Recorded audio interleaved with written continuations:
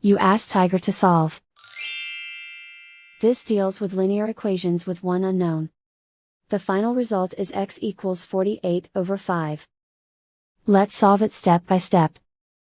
Simplify the expression. Find the greatest common factor of the numerator and denominator.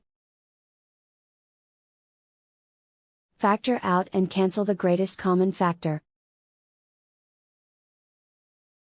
Swap sides. Isolate the x. Multiply both sides by 12. Group like terms. Multiply the coefficients. Simplify the fraction. Multiply the fractions. Simplify the arithmetic. And so the final result is x equals 48/5.